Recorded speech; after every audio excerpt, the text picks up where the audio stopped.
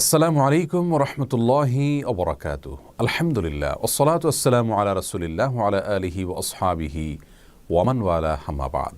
সুপ্রিয় দর্শক শ্রোতা ভাই বোন, অনেকেই আমাদের কাছে জানতে চান যে কোনো ছেলে অথবা মেয়ে একে অন্যকে যদি পছন্দ করেন, ভালো লাগে এবং তারা কোনো প্রকার সম্পর্কে জড়ানো ছাড়া শুধুমাত্র আল্লাহর কাছে দোয়া করেন সেই কাঙ্ক্ষিত এবং পছন্দ হওয়া মানুষটিকে পাওয়ার জন্য, তার সঙ্গে বিবাহ যেন আল্লাহ রাব্বুল আলামিন সহজ করে দেন, ব্যবস্থা করে দেন, এরকম দোয়া করা তাদের জন্য জায়েজ আছে কি না। এই প্রশ্নের উত্তরে আমরা সহিহ মুসলিমের একটি হাদিস উল্লেখ করতে পারি, যেখানে প্রিয় নবী সাল্লাল্লাহু আলাইহি সাল্লাম ইরশাদ করেছেন, লা ইয়াজালু ইউস্তাজাবু লিল আবদ মা লাম ইয়াদউ বিইসমিন আও কাতিআতি রাহমিন মা লাম ইস্তাজিল। অর্থাৎ বান্দার দোয়া আল্লাহ রাব্বুল আলামিন ততক্ষণ পর্যন্ত কবুল করতে থাকেন যতক্ষণ না সে কোনো পাপের কাজের জন্য দোয়া না করে এবং আত্মীয়তার সম্পর্ক ছিন্ন করার জন্য দোয়া না করে এবং তাড়াহুড়ো না করে। তার মানে দোয়ার ক্ষেত্রে শুধুমাত্র তিনটি ক্ষেত্রে দোয়া করার নিষেধাজ্ঞা রয়েছে। প্রথমত, যে কোনো পাপের কাজের জন্য আল্লাহর কাছে দোয়া করা যাবে না।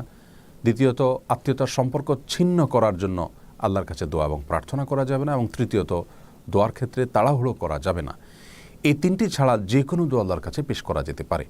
এ হাদিসের আলোকে আমরা বলতে পারি যে সুনির্দিষ্ট করে কাউকে জীবনসঙ্গী হিসাবে পাওয়ার জন্য আল্লাহ রাব্বুল আলামিনের কাছে দোয়া করাতে ইসলামী শরিয়ার দৃষ্টিকোণ থেকে মৌলিকভাবে কোনো বাধা নেই, এভাবে দোয়া করা যেতে পারে।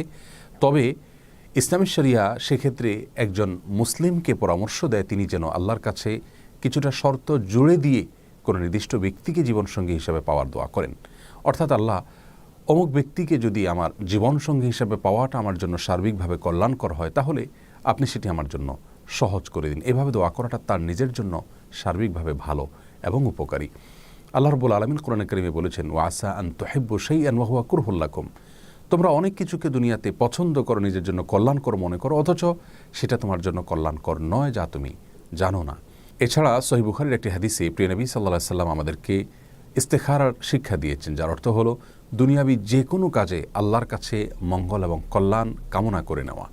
সে দোয়ার একটি অংশ হলো ওয়াকদুর লিয়াল খাইর হাইসু কান সুম্মা রদনি বিহি, যার অর্থ হলো, আল্লাহ আমার জন্য কল্যাণ যেখানে লেখা আছে আপনি সেই ফয়সালাটাই করুন এবং সেই ফয়সালা যেন আমি মন থেকে মেনে নিতে পারি, আমার মন যেন সন্তুষ্ট চিত্তে গ্রহণ করে নেয়, সেরকম তৌফিক আমাকে নসিব করুন।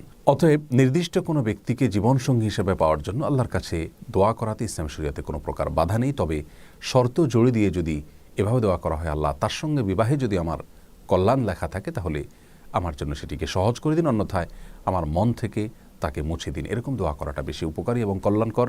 আর কোনো অবস্থাতেই তার সঙ্গে হারাম সম্পর্কে জড়ানোর বিষয়ে আল্লাহর কাছে দোয়া করা যাবে না, তাহলে সেটি গুনাহের কারণ হবে। আল্লাহ তাআলা সব ক্ষেত্রে আমাদেরকে তার সমস্ত নির্দেশগুলোকে মেনে চলার তৌফিক দান করুন। আসসালামু আলাইকুম ওয়া রাহমাতুল্লাহি ওয়া বারাকাতুহু।